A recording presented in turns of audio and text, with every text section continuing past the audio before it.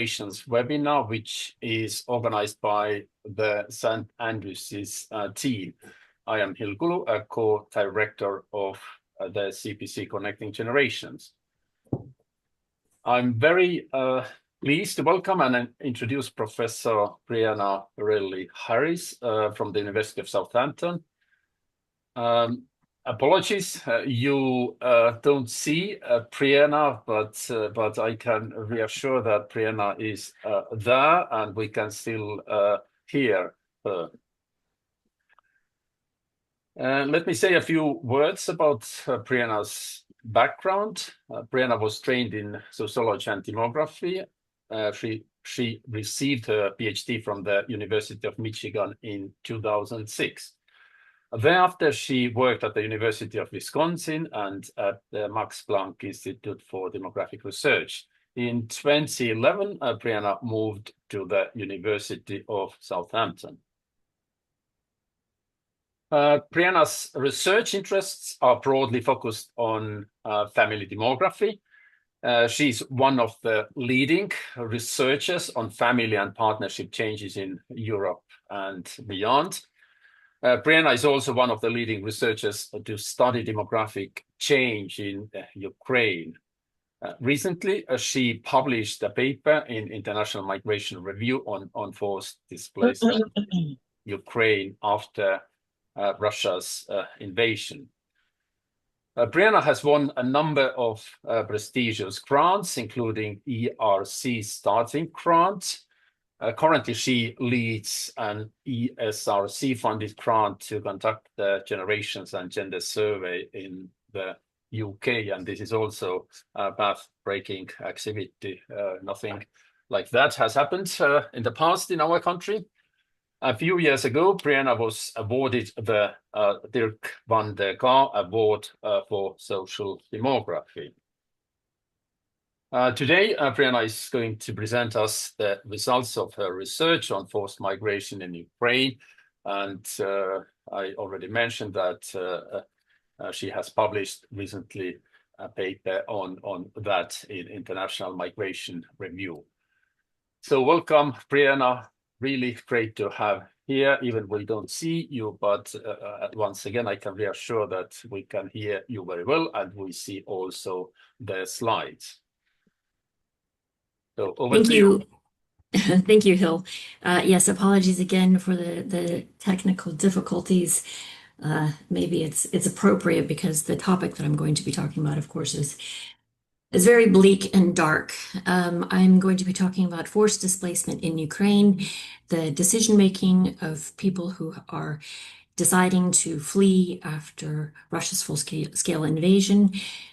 Also, some issues related to measurement and how people self-identify as internal displacement or how to capture those people who are internally displaced within Ukraine. And then the overarching theme is uncertainty, because of course there's uncertainty throughout this entire war. From the moment that Russia invaded in February of 2022, of course, there was existential uncertainty for the population of Ukraine. And this uncertainty continues today because we don't know when the war is going to end.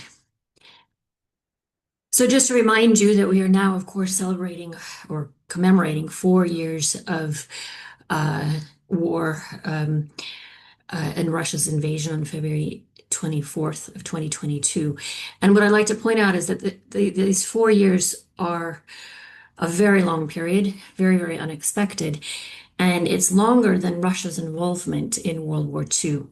So it's a very long war that's been going on in Europe. And I think that people sometimes don't recognize that the duration of the war is so long. So, as you know, in the first few months of the conflict, around 11 million people fled their homes. That's about a third of Ukraine's population, depending on the population estimations. Many of them remained within Ukraine or they crossed international borders. And the first study that I'm going to tell you about, which was published in International Migration Review, examines this first period when there was the massive flows out of Ukraine into Western Ukraine. Today, there are still 6 million refugees abroad. And I like to point out as well that that's larger than the population of Norway. So it's a huge number. And their lives are still remain quite uncertain. And then within Ukraine, there are an estimated 3.7 million internally displaced people. But we have questions about these measurements, and that's going to be the topic of the second paper that I present. So, as I mentioned, uncertainty is inherent to the forced migration process. When a conflict starts, people have to make a decision about whether or not they want to remain at home or if they have to flee. And there are many questions about whether or not there's agency within this process and to what extent this is a decision. Because some people claim that there's a difference, a fundamental difference between voluntary migration and forced displacement. And yet it's very clear that there's a continuum. And one of the things that I want to point out is that many people remain displaced in place, and they have made the decision to remain within Ukraine, sometimes very close to the front lines. And sometimes it is very difficult to convince people to evacuate and to leave their homes. And so people stay in extremely dangerous and volatile situations for years on end. And yet many people flee, and these are the people who are usually recognized as they cross an international border because they become refugees. Internally displaced people are often invisible, forgotten about, and it's difficult to know exactly how to approach them because at some point they become, let's say, integrated within the communities they live within, so they can be invisible. So as I mentioned, the first paper discusses the uncertainty in decision-making leading to different migration trajectories. The study took place between April and July of 2022, and it examines where people resettled, whether they are at their final destination, and beliefs about returning home in Ukraine or to their place in Ukraine. And these trajectories are still undefined because if people are deciding where to resettle, this might have been a random act. It might have been due to social networks or various other types of factors. And we know that refugees tend to be selected on certain characteristics such as education. But there's far less known about these processes for internally displaced people. So in the first paper, we compare refugees with those who are internally displaced. And in the second one, we discuss to what extent there's uncertainty in self-identification. So who is internally displaced? So this paper has been published in a National Migration Review and with Ursula Teresi. And one of the main topics that we investigate in the study is language. So language in Ukraine is quite complex. It is a multilingual landscape, and most people speak both Ukrainian and Russian. So it is a bilingual country. However, the Ukrainian speakers tend to be located more in Western Ukraine, and the Russian speakers have tended to live in Eastern, Southern, and Northern Ukraine. But you can see that from this table that often people will identify as having one language as their native language, but then they also respond that they speak another language at home, or they speak both languages. And by the way, we also asked about nationality, and 92% of our respondents indicated that they were Ukrainian. So there were very, very few people in our survey who responded that they were Russian or another nationality. But you can see that in our survey, about 44% were primarily Ukrainian speakers, about 30% spoke both languages, and 26%, a quarter, spoke both primarily Russian. Now, the ironic thing about this invasion is that several days before Russia invaded, Putin gave a speech, and he used the pretense of protecting Russian speakers as one of the reasons to go and invade. So he was supposed to be liberating these Russian speakers. Of course, the areas where which have been primarily impacted by the war are exactly where the Russians live, Russian speakers live, the Russian-speaking Ukrainians live.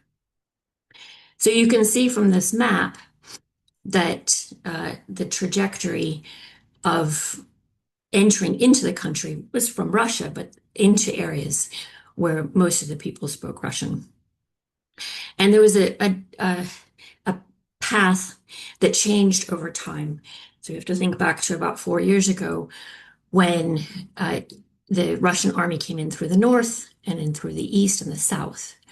And then over time, they retreated from the north, and now the front lines are primarily in the east. This map shows May 2024. The Russian lines have moved further west slightly, but it's more or less accurate. So they came in through these Russian-speaking areas, but and in the first months of the war, the residents of Kyiv were feeling very threatened.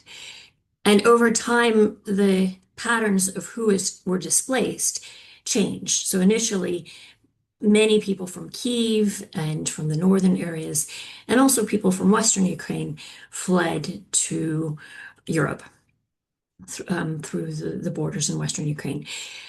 But then, as the war became more intense, certain communities realized that they needed to flee, where at first they had wanted to remain within their cities and their locations. And so the selection effect of who left these different areas changed over time. Originally, it was people who were responding more to the threat of the invasion and were worried that, for example, Kyiv would fall immediately.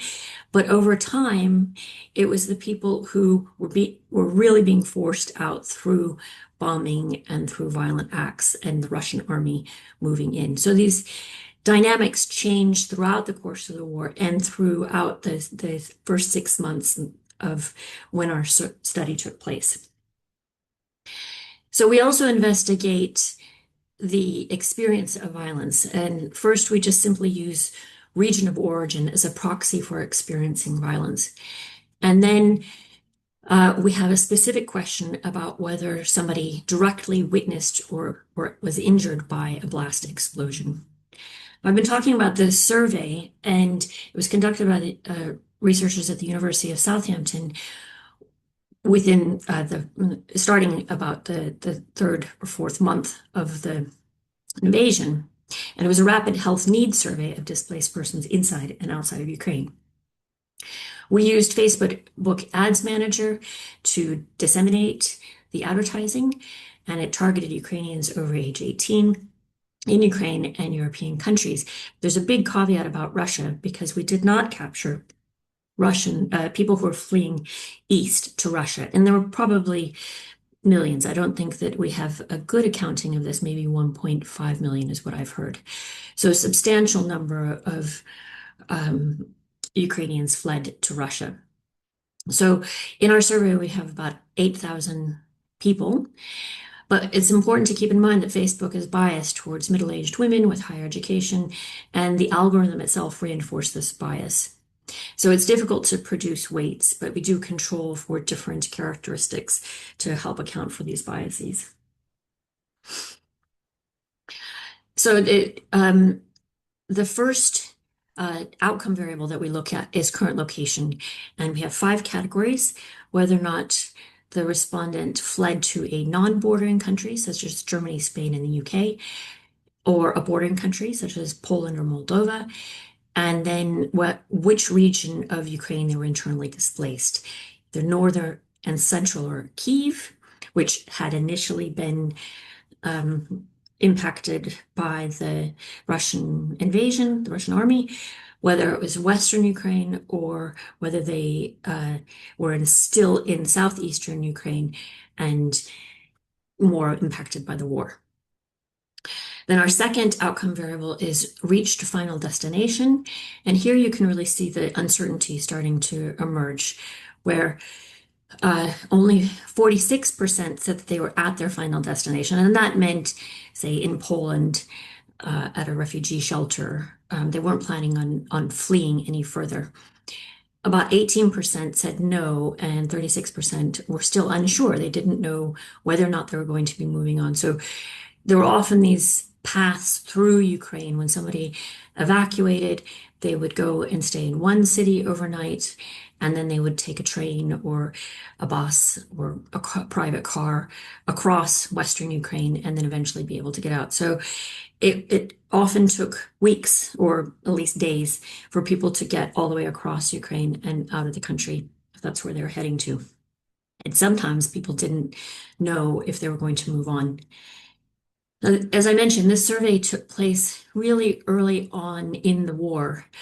And at that point, 85% of our respondents thought that they believed that they would return home.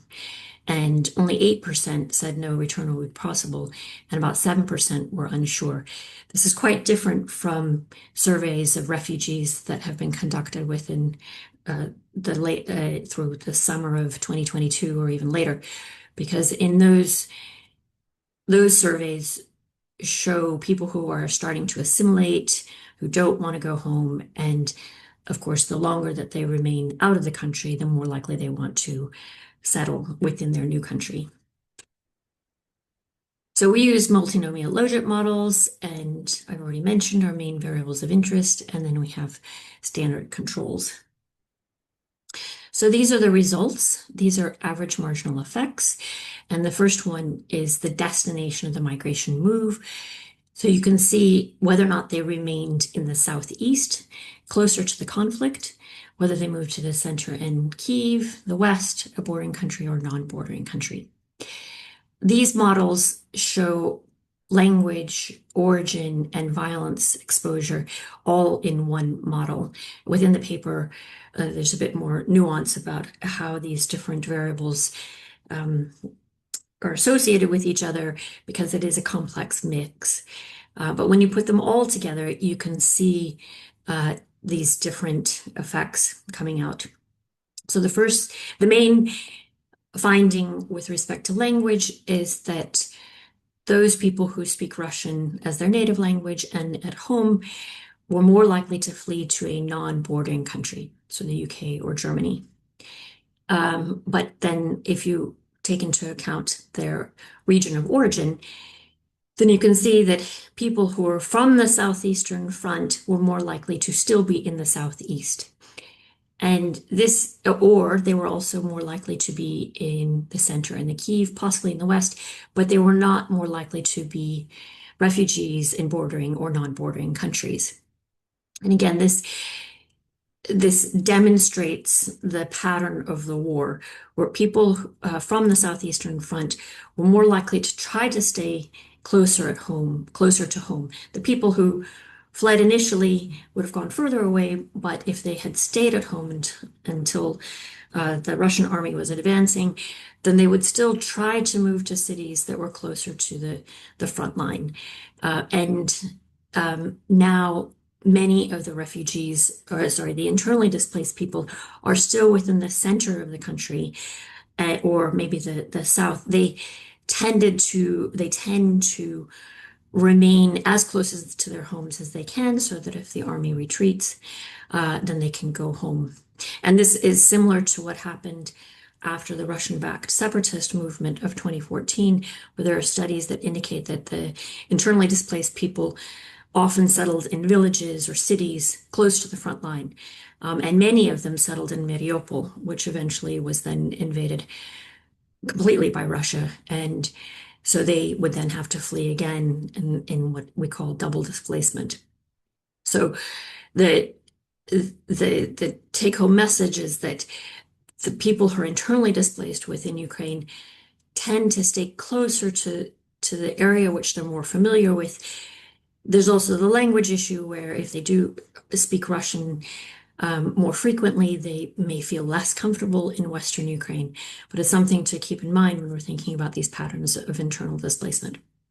And then finally, the findings about witnessing a blast indicate that those people who had witnessed a blast were more likely also to be closer to the southeast or the center of and Kyiv, and less likely to have fled to a bordering country or a non-bordering country. And this again indicates that people who left quickly based on the threat, they would have been less likely to witness a blast, and they would have gone further.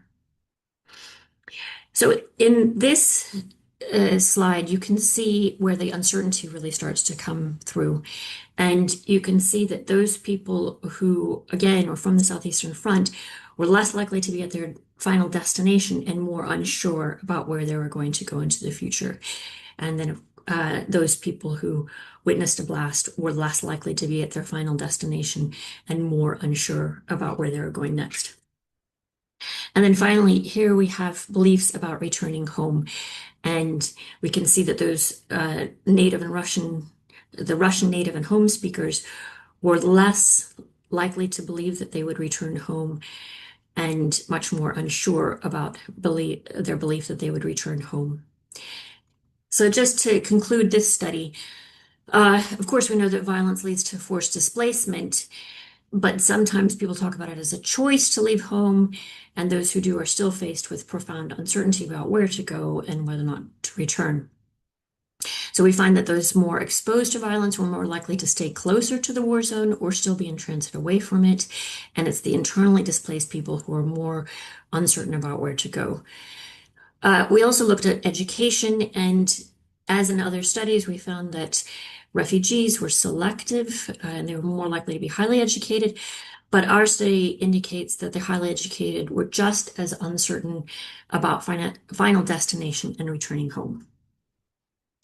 In terms of language, so the Russian speakers were more likely to move short distances. However, including region of origin and exposure to violence, Russian speakers were more likely to move to non-bordering countries. With this caveat that we didn't capture people who fled to Russia. And they were less likely to believe they were going to return home, possibly because they were more likely to be from those places which had been occupied or whose homes had been destroyed, but also because they were more likely to be doubly displaced, as they would have been internally displaced after the 2014 conflict. And again, this is deeply ironic because Putin's main aim was to liberate Russian speakers, but instead his actions have demolished their homes and pushed them even further away. Okay, so I would really like to get your feedback on this paper because this is a work in progress. Ursula Teresi is first author, and colleagues from Ukraine have contributed with the data and the data analysis. So I want to just return to this idea of internally displaced people because there's a lot of discussion about what it means to be internally displaced, and it's often from a theoretical perspective where people who have been forced or obliged to flee are avoiding the effects of armed conflict, situations of generalized violence. But the question is, what does this mean in practice? How do we measure people who are internally displaced? And there are lots of issues. So first of all, is self-identification. Do people consider themselves displaced? How long does this go on? Is there social stigma? Maybe they avoid registering or identifying as internally displaced because they're avoiding labels like welfare dependent, and they also want to be vulnerable to exploitation. Could be that they lack any financial benefit of registering. The payments are relatively small. It depends on whether or not people have income at all as to the impact of those payments, but they're also primarily at this point in particular only available for pensioners, unemployed, and single parents, and those payments will not help people to afford rent. And So IDPs may also have engaged with other types of support, such as Red Cross, and not felt the need to register. In some cases, they're avoiding conscription because any sort of registering with the authority would mean that men could be conscripted. They may have lacked documents when they fled early on, especially the Roma. And at the beginning of the war, there would have been bureaucratic issues which would have made it more difficult to process all of the IDPs. And one of the interesting things about registering is that there's not a systematic way of deregistering people. So my colleague Natalia Levchuk, she fled Kyiv within the first days of Russia's invasion, and she fled to Western Ukraine to live with her parents, and then she decided to take a fellowship at the Max Planck Institute in Germany. And when we were talking about this in Germany, she looked at what is called DIA, which is an app that Ukrainians use for all of their official registration documents. So that includes marriage, births, and all sorts of other licenses. And she found that she was still registered as an IDP, and that the only way that she could deregister or unregister would be to go in person to a registration office in Ukraine. So there are many people who have not bothered to do this, and so it's unclear as to whether or not the figures of registered IDPs includes those people who are no longer IDPs. So these are some of the figures, some of the estimates. This is based on the registered IDP area baseline assessment. And as of January 31st, 2024, there were 3.5 million registered IDPs, which was about 9.2% of Ukrainian population. Then IOM has regular surveys, and they have their own estimates of internal displacement.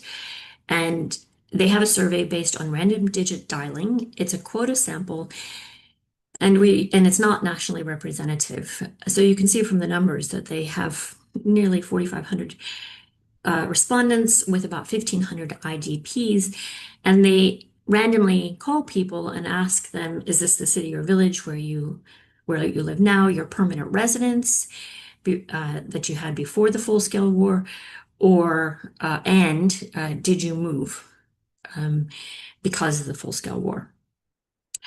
So this survey, we think, is based on quotas that are then based on the population estimates from other difficult sources or challenging sources that estimate population in Ukraine, but that also the quota sample is based on those who are registered, officially registered.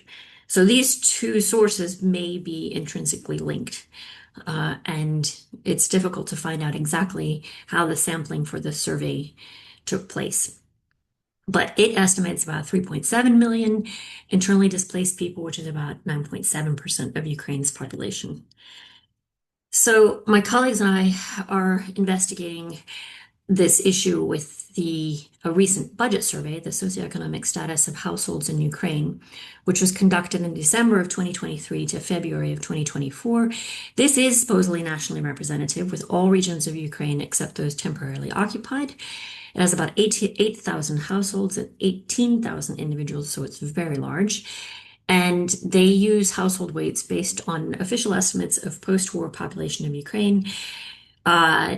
We aren't able to get these post-war population estimates. They're top secret, and also the organizations that were, so the institute, the Demographic Institute, is not able to get these estimates. So there are 4 ways of identifying IDPs in this budget survey, and there's both a household survey and an individual questionnaire. So I'm going to go through these. So first of all, the household questionnaire identifies any member registered as an IDP, and there's a long list of different groups, I guess, that people can check. Some of this is about whether or not there's anybody in the household who's disabled or if there's a child who's disabled. And then down at the bottom, you can see that there's a category for internally displaced. And from this survey, we can see that about 3.6% or 286 people are displaced. So a far lower number.